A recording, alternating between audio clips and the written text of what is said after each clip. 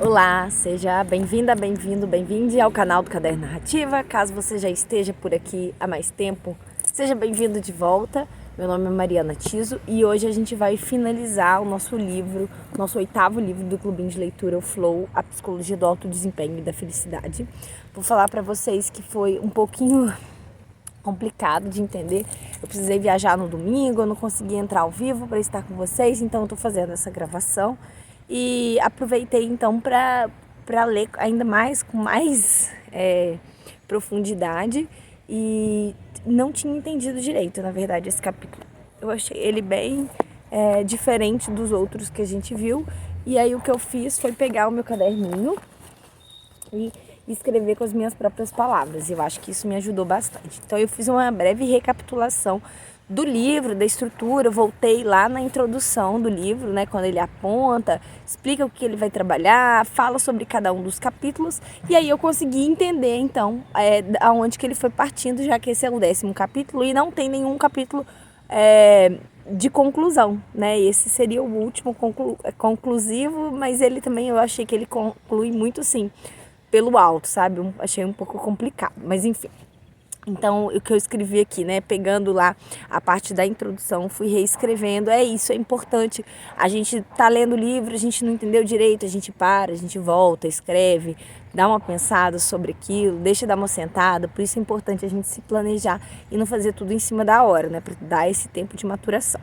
Então, fui apontando aqui o seguinte, né, então, a base do livro é o quê? A gente controlar a vida interior, né, a consciência, porque é o processo de envolvimento pleno com a vida. Isso que é o flow, é esse, né, esse fluxo. É esse momento que você está tão envolvido com aquela tarefa, com aquela ação, que você perde até a sua consciência. É tão controlada que você, inclusive, não percebe que ela está lá, né, essa consciência. Então, ele diz, né, que um objetivo é a gente trabalhar, então, essa capacidade de apreciar o momento. E aí eu fiz uma super relação com o nosso próximo livro, nosso 9º livro, que vai ser O Caminho da Artista, da Julia Cameron, que ela fala lá, a gente vai ver junto, vou apresentar aqui brevemente, né? Ela traz uma introdução, explica como que vai ser a metodologia empregada, e aí ela divide o conteúdo por semanas, por 12 semanas. E lá na segunda semana, porque eu sempre dou uma lida antes, né, para ter uma ideia do todo, antes de ler com vocês também, assim, não com muita profundidade, mas pelo menos uma leitura superficial, como o Adler sugere pra gente. E aí lá na semana 2 ela vai falar sobre a avó dela, sobre a questão da serenidade da avó, né? E dá pra gente fazer uma super relação, então, com isso que ele tá falando aqui agora, essa questão do fluxo, dessa capacidade de apreciação do momento. E aí, então, apresenta aqui a intenção do livro, em que momento a gente tá mais feliz, que é uma pergunta universal, que ainda está aberto, né? Muitas pessoas buscam isso e que é difícil, está falando na página 12, e que a intenção do livro é indicar, então, esse caminho para melhorar a qualidade de vida. Então, como que ele vai fazer isso? Aí ele traz essa visão geral, ele já fala, não vai ser um manual de como fazer, mas como que vai ser estruturado, então, esse argumento para a gente conseguir localizar esse caminho de melhora da qualidade de vida. Então, ele vai apresentar o contexto, a visão geral, o momento cultural que a gente está. No capítulo 2, como a consciência funciona e como que ela é controlada, já que precisa, né, desse controle da consciência para poder entrar nesse fluxo. No capítulo 3 vai falar justamente da fruição e da qualidade de vida, e aí vai falar desses elementos da fruição, e eu acho importante a gente relembrar, porque é a base, toda hora ele vai voltar nesses elementos. Inclusive eu fui sempre marcando aqui na minha fala, eu fui marcando os temas, né, principais que vocês veem aqui de amarelo, e eu vou disponibilizar depois um PDF dessas 2 páginas, ou uma foto talvez. Quem quiser, entra em contato comigo, deixa o e-mail, que aí eu posso enviar, tá? Eu vou publicar a foto lá no Caderno e Caneta, para quem já é aluno, faz parte da comunidade, apoiador da Apoia-se, vai ter acesso à foto já de uma vez. Mas quem quiser em melhor resolução ou em PDF, me fala e deixa o e-mail, que aí eu posso enviar, tá? Ou compartilhar. Eu posso deixar aqui também na descrição do vídeo, enfim, vou pensar direitinho, mas eu posso compartilhar isso aqui com vocês. Então, quais que são esses elementos da fruição? Primeiro, a presença de um desafio, né, de uma atividade desafiadora que exige habilidades.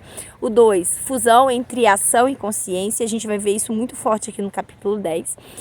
As metas, ele fala metas claras. Eu não gosto muito dessa caracterização, né, de claridade, enfim. Então, metas bem definidas, bem delimitadas, assim, assertivas.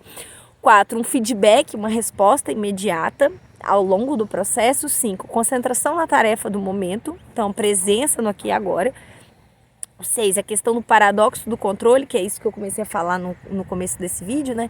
Da gente tá tão controlado a consciência que a gente deixa de percebê-la. É como se ela não existisse. O 7, a perda então dessa autoconsciência. E o 8, a transformação do tempo. Você perde essa noção, né, do que o tempo está passando. Então, a partir desses 8 elementos da fruição, ele vai continuar então no capítulo 4 falando das condições da experiência. Ele vai falar da atividade, cultura, personalidades. No capítulo 5, as habilidades físicas e sensórias. Na 6, as habilidades simbólicas, e aí literatura, a arte, por aí vai. No capítulo 7, aprender a transformar o emprego em uma atividade de flow. Então ele diz que é isso, a gente pode buscar esse processo dessa presença, desse momento, né, com desafio, com habilidade e relação de ação, consciência, meta, feedback, e a própria transformação do tempo em vários momentos, né? Inclusive eu já tinha feito essa divisão com vocês, tinha falado no começo, que ele fala então primeiro o que é isso, né? Essa ideia da felicidade, por quê, como que funciona isso, esse entendimento, e aqui ele vai chegando no como, né? As formas da gente atingir o flow, seja pelo corpo, que aí eu tô falando, ele tá dando, né, essa caracterização de habilidades físicas e sensórias, seja também pelo pensamento, e aí fala, né, habilidades simbólicas, e aí então ele vai trazer também a questão do trabalho, que é algo básico, né, na nossa vida aqui, pelo menos nesse momento cultural, social que a gente vive. E no capítulo 8 ele vai falar sobre a companhia, né, das outras pessoas, ou a sua companhia por si mesmo, né? Então como que a gente consegue apreciar a vida, transformar os nossos relacionamentos em relacionamentos mais prazerosos. No 9, como que a gente consegue apreciar a vida a despeito dessas adversidades, né, que a vida tem. E agora aqui no 10 que a gente está chegando, ele vai falar sobre, vai dar exemplos, né, de como pessoas, né, conseguiram unir a sua experiência em padrões que fazem sentido, e aí para isso ele vai trazer algumas palavras-chave que eu destaquei aqui, porque eu fui percebendo a constância delas, que são significado, propósito, conflito interno e autoconhecimento. Isso tudo para direcionar para um projeto de vida que tem uma estratégia bem legal. Vamos chegar aqui no final. Então, eu vou ler alguns trechos só. Eu marquei até aqui, ó, as citações diretas que eu acho que são mais importantes. Vou falando a página direitinho, mas eu achei que escrever com as minhas próprias palavras foi mais fácil. Ele começa então falando, a primeira parte, né, desse capítulo, ele fala o que o significado significa. É a estrutura desse capítulo, eu gosto sempre de apresentar, né? Ele vai falar então na criação do significado, o que o significado significa, cultivando o propósito, forjando a determinação, recuperando a harmonia e a unificação do significado em temas de vida. Então, nesse primeiro, o que o significado significa, ele vai justamente apresentar uma conceitualização dessa palavra que é tão importante para ele, e aí ele vai trazer então 3 conceituações importantes e vai discorrer mais sobre elas depois. Então, nesse primeiro momento, eu estou na página 248. Ele fala sobre que a gente pode esmiuçar então em 3 maneiras. A primeira seria uma finalidade, um propósito, qual o significado da vida. Uma segunda forma de entender essa palavra é quando a gente está pensando num significado de intenção. Por exemplo, as pessoas revelam seus propósitos na ação. E a terceira maneira é ordenamento dessa informação, que seria a própria conceitualização que a gente está fazendo aqui. Então ele fala, esse sentido, por exemplo, otorrinolaringologia significa estudo dos ouvidos, nariz e garganta, ou céu vermelho à noitinha significa tempo bom de manhã. Esse sentido de significado aponta para a identidade de diferentes palavras, para a relação entre eventos, e assim ajuda a esclarecer, a definir, delimitar, e estabelecer uma ordem entre informações não relacionadas ou conflitantes. E aí essa parte eu achei muito importante, é o parágrafo 2 aqui dessa página 248, essa frase, ele fala o seguinte: criar significado envolve levar ordem ao conteúdo da mente, integrando as próprias ações em uma experiência de flow unificada. E aí com isso ele vai trazer tudo isso que ele vai debater depois, ele conseguiu resumir nessa única frase. Então ele vai falar aqui sobre levar ordem, que vai ser o terceiro ponto, que tem a ver com o ordenamento da informação. Ele fala sobre o conteúdo integrado, né, a mente, as ações, que a gente pode relacionar com o segundo sentido, né, que seria essa questão das próprias ações.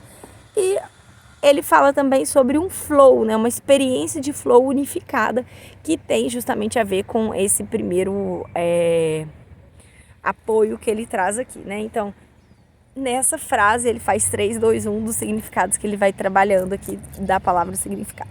Então, primeiro, essa questão de em um padrão, né, que faz sentido, ele está falando do propósito, ele está falando desse ordenamento do conteúdo da mente, pegando, né, esses conflitos internos que surgem do modo como a gente está, né, a sociedade que a gente vive e os nossos entendimentos, as nossas próprias vivências e excesso de demandas. Então, existe esse conflito interno que ele vai trazer um pouco mais ali para frente. E a gente precisa ordenar, a gente precisa fazer esse todo ficar congruente e fazer sentido para a gente conseguir ter mais harmonia, mais tranquilidade. Deixa eu ver. Quando ele está falando então das intenções, ele vai trazer o segundo sentido, ele justamente demarca, né, quando ele está passando de um sentido para o outro, vai ser na página 249. Ele fala o seguinte: o segundo sentido da palavra significado se refere à expressão de intencionalidade. E esse sentido também é apropriado à questão de como criar significado, transformando toda a vida numa atividade de flow, que é o que ele está defendendo no livro, que não é que a gente deve mudar a nossa vida, mas a gente pode mudar a compreensão de como a gente está levando essa vida e transformá-la num jogo, né, com metas e regras e feedback, todos aqueles elementos que a gente já viu, inclusive já revimos aqui nesse encontro de hoje. Ele fala, não basta encontrar um propósito que unifique as metas. E aí nisso aqui a gente já identifica aqui o que ele está entendendo como propósito é justamente esse elemento unificador que mantém todas aquelas metas reunidas de uma forma lógica. Então, não basta encontrar um propósito que unifique as metas. A pessoa também deve enfrentar e consumar os desafios envolvidos, que é um outro elemento de fruição. O propósito deve resultar em esforço. Intenção tem que se traduzir em ação. Podemos chamar isso de resolução na busca de metas. Então, essa resolução, que seria o fim último do propósito, é justamente quando a gente traduz essa ideia, essa intenção em uma ação concreta. Se quiser marcar também essa frase, eu marquei, achei muito importante. E aí ele fala aqui, então, na página 250, bem no começo, a primeira frase, ó, ele vai falar o seguinte: quem conhece seus desejos e trabalha com propósito para atingi-lo é alguém cujos sentimentos, pensamentos e ações são congruentes entre si. E, portanto, alguém que conquistou a harmonia interior. Não sei, assim, quem já me segue aqui há mais tempo, eu já falei que essa é uma palavra muito cara para mim, né? É um valor muito caro, essa questão da congruência. A gente relacionar a ação, né, o pensamento com a ação, a gente fazer o que a gente fala, a gente falar o que a gente faz. É um valor muito importante que eu tento ensinar para minha filha, enfim. Eu lembro que uma vez eu fiz um desses exercícios, não sei se foi com a Thaís Godinho da Vida Organizada, se foi da Natália Orcuri do Me Poupe, né? Mas eu lembro que tinha esse exercício da gente identificar os valores, né, que são importantes para cada pessoa, que muda, né? temos diferentes trajetórias e experiências e a partir delas a gente vai criando significado, né? E aí congruência é algo muito importante para mim. E eu fiquei muito contente quando eu vi essa palavra aqui nessa página 250.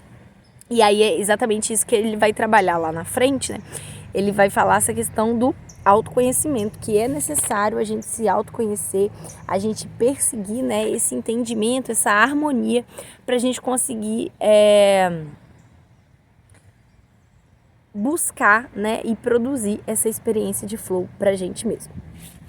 E aí, então, aqui no Cultivando o Propósito, ele vai explicar questão, né, tanto socialmente, na cultura que a gente vive, quanto individualmente, essas buscas, e ele traz exemplos desse cultivo do propósito. Mas assim, eu não achei que é tão importante, marquei uma página ou outra assim para dar um entendimento. Se alguém quiser marcar aí na página 254, no primeiro parágrafo, lá no meio do primeiro parágrafo, ele faz uma recapitulação do capítulo 2. E aí, nessas recapitulações, eu acho legal marcar, porque ele tá dando de bandeja, né? Uma síntese que, inclusive, você pode reescrever lá no capítulo 2 para facilitar sua próxima leitura. Ele fala o seguinte: como vimos na seção final do capítulo 2, a complexidade depende da eficiência com que um sistema desenvolve suas características e potencialidades únicas, bem como da correspondência entre essas características. Então, quem quiser marcar esse resumo aí tá de bandeja. Mas o que eu achei importante mesmo assim desse capítulo é que ele vai trazer agora do forjando a determinação e recuperando a harmonia. No Forjando a Determinação, na página 256, ele fala que o propósito dá a direção, dá o sentido, né? Passar daqui para lá, aos esforços da pessoa, mas não necessariamente torna a vida mais fácil. E aí não tem como a gente não lembrar daquele gráfico, né, que ele traz aqui no livro. Não lembro exatamente em qual página ele apresenta. Aqui, achei. Na página 93, ele traz esse gráfico do desafios versus habilidades. Não sei se vocês lembram dele. E que o flow é justamente quando a gente consegue entrar nesse fluxo, né? Nesse embate, nesse limiar entre a ansiedade e o tédio. Que o Ryder Carroll ainda compartilhou ainda mais, né? Fez esse outro gráfico aqui que eu achei bem útil, que eu inclusive escrevi aqui bem na capa do caderno do livro, né, para facilitar, mas está aqui, então, que ele fala sobre isso, né, que o flow estaria entre a ansiedade e o tédio, quando os desafios e as habilidades são exigidas de uma mesma forma, né? Então ele fala, há uma relação mútua entre metas e empenho exigido, e aí a gente pode entender as metas como desafios e o empenho como habilidades, então a gente consegue refazer esse gráfico. E aí eu fiz isso, eu marquei aqui e refiz o gráfico aqui para me localizar, para me lembrar dessa questão. E aí na 258 ele vai trazer duas coisas que eu achei bem legal. Ele vai falar aqui no parágrafo 1, 2, 3. No terceiro parágrafo da 258 ele vai falar assim: como saber onde investir a energia psíquica? Não há ninguém lá fora para nos dizer, eis um objetivo em que vale a pena investir a vida. Como não existe certeza absoluta quanto a que recorrer, cada um deve descobrir seu propósito supremo por conta própria, por tentativa e erro, por meio de cultivo intenso. Podemos desmaranhar a trama confusa das metas conflitantes e escolher o que dará propósito à ação. Autoconhecimento, um remédio tão antigo que o seu valor é facilmente esquecido, é o processo pelo qual a pessoa pode organizar opções conflitantes. Então, aqui ele vai começar, ele falou bastante então pra gente sobre significado e como que o significado está relacionado, né, a propósito, a direcionamento, a unificação de metas, a busca de uma vida por mais sentido. E aí agora então ele vai falar sobre o autoconhecimento como essa chave para conseguir buscar, né, esse propósito, esse sentido que depois ele vai renomear como projeto, ou esforços, ou temas de vida. Então, o autoconhecimento é o processo pelo qual a pessoa pode organizar. Então, ele sempre está trazendo essa palavra, organização, organizar, ordenamento, ordem. Então essa ideia de a gente conseguir, a gente viu isso nos clubinhos anteriores também, né? Essa ideia de a gente conseguir categorizar o conhecimento, os entendimentos, e não necessariamente compartimentalizado, mas a gente entender a complexidade dessas coisas e como que elas se relacionam entre si. E aí ele fala aqui na 259, eu marquei também o primeiro parágrafo, ele diz o seguinte: o conflito interno resulta de um excesso de coisas reclamando nossa atenção. Desejos demais, metas incompatíveis demais, lutam para mobilizar a energia psíquica para seus próprios fins. Segue-se que a única maneira de reduzir o conflito é diferenciar quais demandas da atenção são ou não essenciais e arbitrar as prioridades entre as restantes. Gente, eu acho isso super importante. Se você quiser, se escreve no seu caderno. A gente vai começar, né, nesse domingo agora, o livro O Caminho do Artista, e a Júlia fala sobre as páginas matinais, que é justamente a gente externalizar os nossos pensamentos, os nossos sentimentos, as nossas emoções para um local seguro, que é o caderno, que são as folhas, que num primeiro momento não tem que ter um ordenamento, uma lógica, mas é um exercício de autoconhecimento para justamente num momento posterior a gente conseguir fazer isso que ele está solicitando aqui, que é diferenciar, reconhecer as demandas de atenção, diferenciar aquelas que são essenciais, que não são essenciais, a partir daí poder arbitrar as prioridades e realizar aquelas que necessariamente devem ser feitas. Quando a gente viu o nosso primeiro clubinho de leitura aqui, o método Bullet Journal, que a gente está vendo no Apoia-se, né? apoia.se/clubinho, a gente está vendo ainda em profundidade esse livro, porque ele é muito rico mesmo e é muito possível continuar falando sobre ele infinitamente, né? Tanto que desde 2017 eu estou estudando esse livro. O Heider fala, né? Não sei se vocês lembram da gente começar a prática do Bullet Journal, ou toda vez que a gente está vendo que tem coisa demais, a gente parar e fazer aquele despejo mental, que é justamente o que eu estou me dedicando, ao que eu deveria estar me dedicando e o que eu gostaria de estar me dedicando. Então, a partir do momento que a gente tira, exterioriza, né, da mente, coloca no papel, a gente consegue então definir, delimitar aquilo que é realmente importante. Às vezes algo é importante, mas você pode delegar, você pode passar para uma outra pessoa. O David Allen do GTD, né, Getting Things Done, né, a arte de fazer acontecer, ele também fala sobre isso, né, essa importância do despejo e do entendimento, e separar, né, aquilo que é importante, urgente, que só eu posso fazer, o que é importante não é urgente, o que é urgente que não é importante, o que não é importante não é urgente. Então, justamente para poder criar essas priorizações. E aí, vou fazer um salto aqui só por questão do entendimento da fala. Então, ele fala sobre conflito interno aqui na página 259, e aí ele retoma um pouquinho só sobre esse conflito interno na 262, no primeiro parágrafo mesmo, lá no final do primeiro parágrafo, ele fala o seguinte: conforme a capacidade de lidar com a informação cresceu, o potencial para o conflito interior também. Então, quanto mais informação, maior é esse conflito interior. Quando há excesso de exigências, opções e desafios, ficamos ansiosos. Quando carecemos deles, ficamos entediados. De novo, aquele gráfico que ele traz, que o flow está justamente nesse meio termo entre ansiedade e tédio.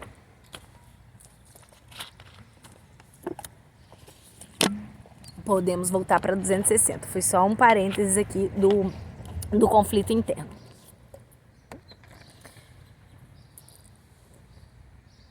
Ele fala, primeiro parágrafo da 260.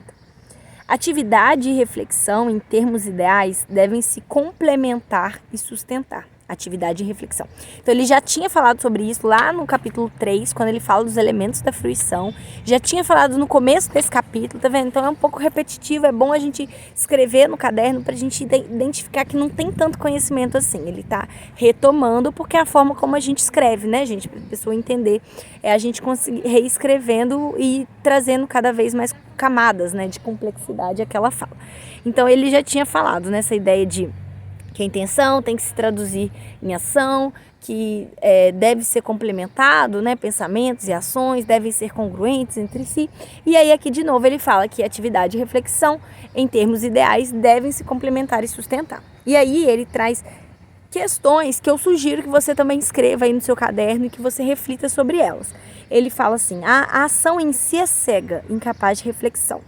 Antes de investir grandes quantidades de energia em um objetivo, vale a pena levantar questões fundamentais. São elas: isso é algo que eu realmente quero fazer? O que aprecio fazer? Que eu gostaria. É provável que continue apreciando no futuro próximo? O preço que eu e outras pessoas teremos de pagar vale a pena? Serei capaz de viver comigo mesmo se fizer isso? Então, assim, acho que são questões que são legais de você escrever de novo. Tá aqui na página 260.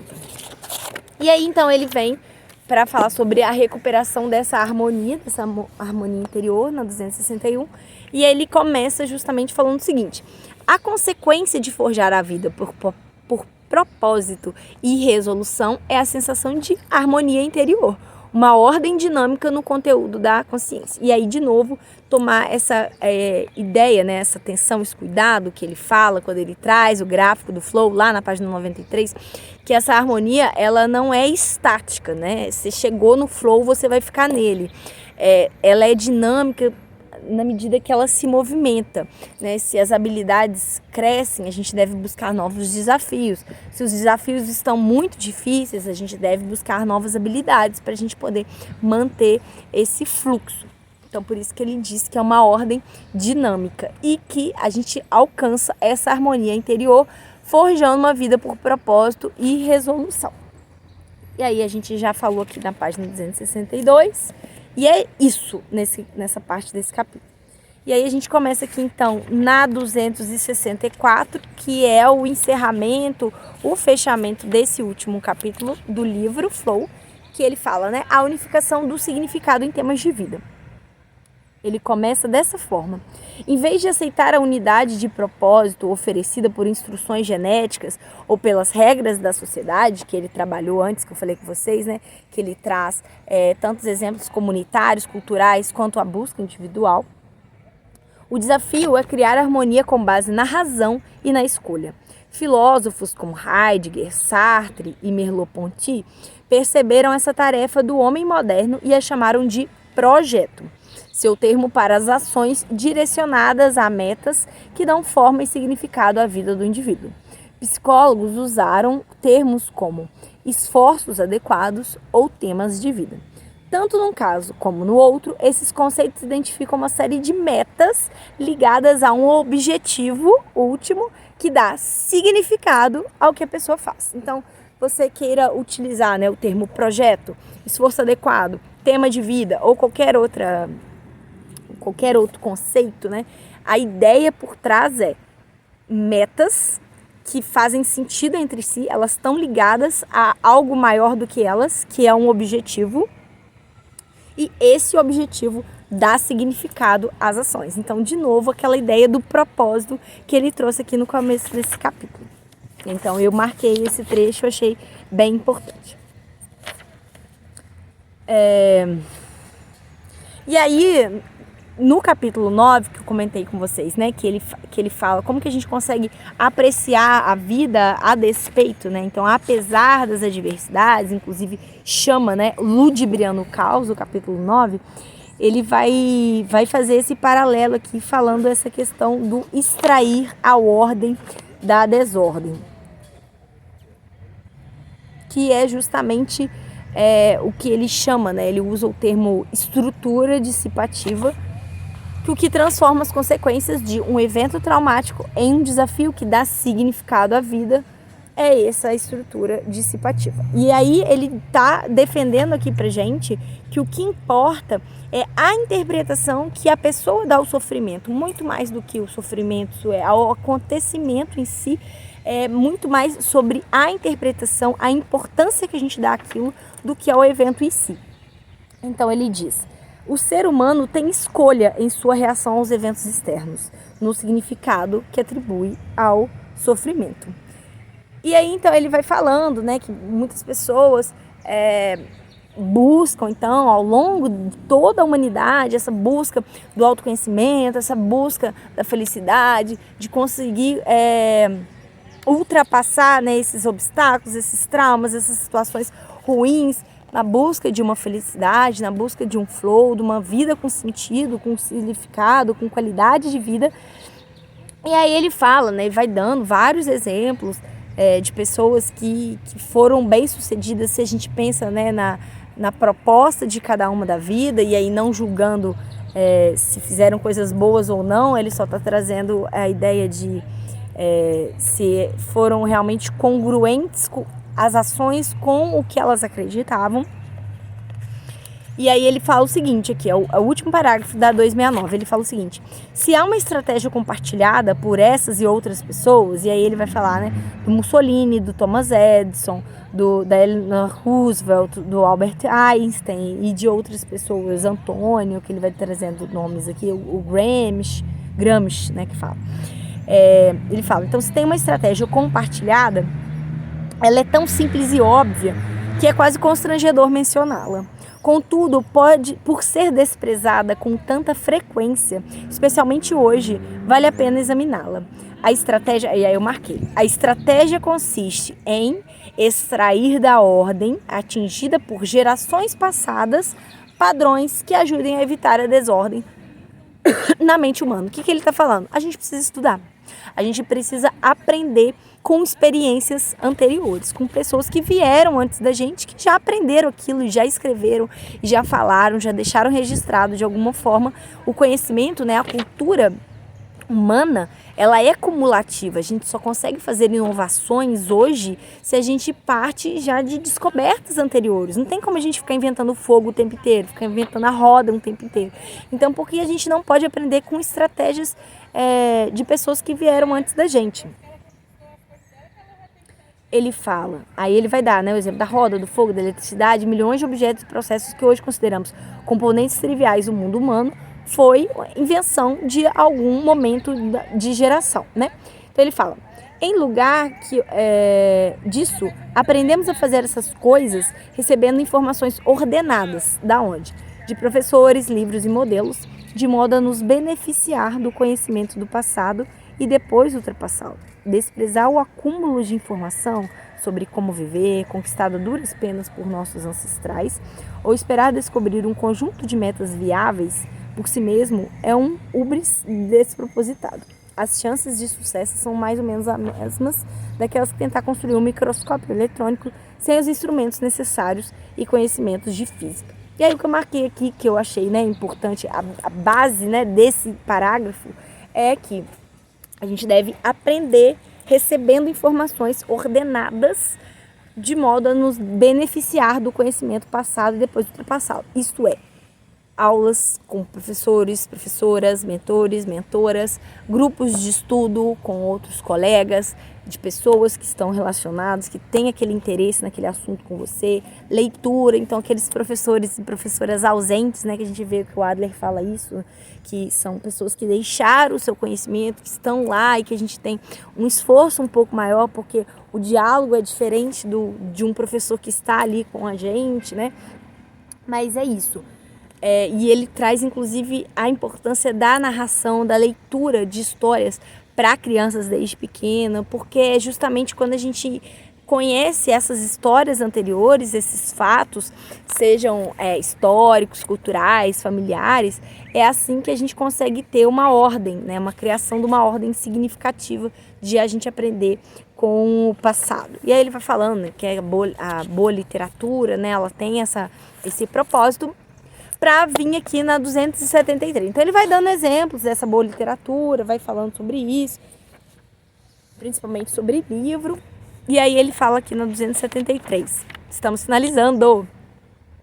Para extrair significado de um sistema de crenças, a pessoa deve primeiro comparar as informações contidas nela com a sua experiência concreta, e então guardar para si o que faz sentido e rejeitar o resto. Então ele veio nesse capítulo, né, falando sobre propósito, significado, conflito interno, autoconhecimento, para trazer nesse encerramento do livro, sem falar que está encerrando o livro inteiro, mas é isso, né, a contribuição que ele está trazendo no livro para a gente, é esse entendimento de que é necessário um projeto, um tema de vida, uma unificação dessas nossas metas em um objetivo que seja congruente, que a gente relacione a nossa ação com o nosso pensamento, que faça um sentido, que gere um significado, um propósito na gente, que só é possível a partir do momento que a gente se entende, que a gente se compreende, que a gente para se avaliar, para se analisar, que é chamado, né, de autoconhecimento. E como que a gente faz isso, né? Aprendendo com quem já fez antes da gente. Ele está falando da importância das trocas entre as pessoas. Isso que a gente está fazendo aqui no Clubinho de Leitura. A gente está lendo esse conhecimento que o Mihaly trouxe, que ele estudou de vários outros lugares. A gente está relacionando com outros livros aqui do Clubinho de Leitura. A gente pode estar relacionando com a nossa vida, com as nossas próprias experiências, e a forma do aprendizado para ele ser significativo é quando a gente tem acesso então a esse novo conhecimento e a gente conecta ele ao conhecimento que a gente já entende. Esses dias eu fiz uma palestra sobre estudos organizados, eu deixei aqui salvo no canal o link para acessarem, foi lá pela Unicesumar, e eu estava com outras duas palestrantes e a gente estava falando sobre isso, né? Essa importância do conhecimento, ele só faz sentido, ele só é arquivado quando a gente relaciona com as nossas experiências anteriores. E é isso também que ele está falando aqui pra gente extrair então um significado, um sentido, um objetivo daquilo que a gente fez, daquele conhecimento, daquela experiência que a gente teve contato. A gente tem que relacionar com a nossa própria trajetória. E a partir de então que a gente relaciona, né, porque a gente só consegue entender aquilo, compreender, né, aquilo que a gente entende, então a gente só consegue ir ali no âmago do negócio quando a gente consegue fazer algum paralelo com algo que a gente já passou, que a gente já viveu, ou que a gente sabe que alguém já passou e viveu, para então depois a gente guardar uma parte. E é isso, né? O conhecimento não quer dizer que você aprendeu que tem que seguir exatamente daquela forma, mas uma parte daquilo que faz sentido você armazena. E o que não fizer sentido, o que você não compreende agora, você pode deixar, né? Descartar talvez num outro momento, ou talvez não faça sentido para você. É isso que ele está falando aqui nessa frase. Na 273. E aí, para finalizar, na 274, de novo, ele vai trazer essa questão do autoconhecimento para encerrar, para justamente falar, né, que essa questão dessa complexidade, dessa busca, consiste tanto nessa integração quanto na diferenciação.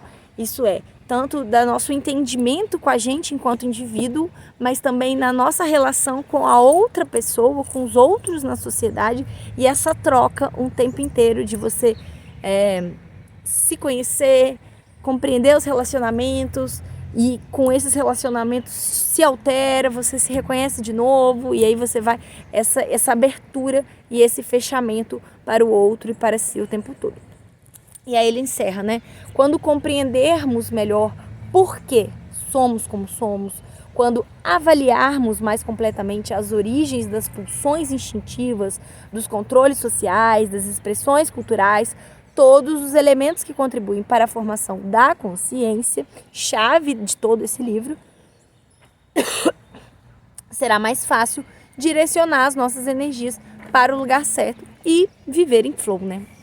Então, é isso, finalizamos esse livro em conjunto. Meu agradecimento especial aos meus apoiadores e apoiadoras do Apoia-se Clubinho, que se não fossem por elas e eles, a gente não estaria finalizando esse livro agora e iniciando o próximo nesse domingo. Muito obrigada a você que esteve aqui comigo ao vivo, que assistiu às gravações desde o começo, ou pegou no meio, tá com o livro aí, tá só ouvindo. Não deixe de olhar os clubinhos anteriores, né? Com esse aqui a gente já totaliza 8 livros que a gente foi lendo e comentando e relacionando. Tem muitos posts lá no Instagram do Caderno Narrativa. também, que eu mostro, né, o meu processo de escrita, de registro de mim, né, eu gosto de usar os conceitos, né, de escrita de si, jornalismo de si, que a gente viu no livro Essencialismo. E vou compartilhar então com vocês em breve esse resumo, né, que eu fiz para compreender da onde que a gente estava partindo e desse próprio capítulo 10. Muito obrigada pela confiança e até domingo, começando o próximo livro, O Caminho do Artista. Muito obrigada, até já!